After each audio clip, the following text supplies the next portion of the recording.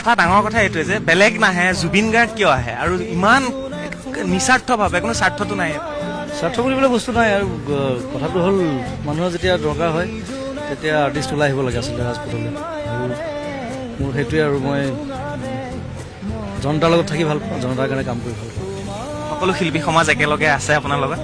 আছে, অলমষ্ট আছে। আজি বহুতক দেখা পোৱা নাই বাৰু, কিছুমানে গৰমৰ কাৰণে অহা নাই চাগে, কিন্তু সকলোৱে ছাপোৰ্ট কৰিছে আৰু লগত আছে বেছিভাগ, সেইটোৱে ভাল লাগিছে। আজি গৰম লগা নাই? গৰম ফিলেই কৰিব পৰা নাই কি হৈছে, খোজকাঢ়ি আছোঁ আৰু গৈ আছোঁ, আৰু গৈ গাটো ধোৱাৰ পিছতে গম পাম। ধন্যবাদ জুবিন দা। আৰু আজি আমি যিমান পাৰোঁ দেখুৱাবলৈ চেষ্টা কৰিলোঁ, চানমাৰী হৈ, পল্টন বজাৰ হৈ, শংকৰদেৱ পথ হৈ, আকৌ গণেশগুৰি হৈ চানমাৰীলৈ, গোটেই যাত্ৰাটোৰ শেষত কি ক'ব আপুনি? শেষত সকলোকে ধন্যবাদ জনাইছোঁ ইমান ধুনীয়াকৈ সহযোগিতা কৰাৰ বাবে, আৰু ভৱিষ্যতেও যেতিয়াই দৰকাৰ হ'ব তেতিয়া মই সদায় থাকিম মানুহৰ লগত, আৰু মোৰ লগতো সকলো আৰ্টিষ্ট থাকিব বুলি কামনা কৰিছোঁ।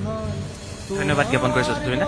এনেধৰণে জুবিন গাৰ্গে এটকা এটকাকৈ সংগ্ৰহ কৰিলে, আৰু এইখিনিতে কওঁ দৰ্শকসকলক, এটকা এটকাকৈ 100 টকা হয়, 100 টকাৰ পৰা 1000 টকা হয়, 1000 টকাৰ পৰা 1 লাখ টকা হয়, কোটি এনেকৈ হয়। আৰু আমি যদি বানাক্ৰান্তক সহায় কৰিব পাৰোঁ তেতিয়াহ'লে প্ৰতিজনে এটকাকৈ দি হ'লেও এনেধৰণে সহায় কৰিব পাৰিম। সুনীতৰ কেমেৰাত বন্দী হৈছে এই মুহূৰ্তটো, এখনৰ পিছত আন এখন দোকানত এই মুহূৰ্তলৈকেও, আবেলি প্ৰায় 6 বাজিবলৈ হৈছে, এই মুহূৰ্তলৈকেও এনেধৰণেই বান সাহায্য বুটলি আছে জুবিন গাৰ্গে। সঁচাকৈয়ে এক অনন্য জুবিন, ব্যতিক্ৰমী জুবিন, সকলোতকৈ পৃথক জুবিন। আৰু পুনৰবাৰ আমিও কৈছোঁ যে সঁচাকৈয়ে অনন্য জুবিন গাৰ্গ।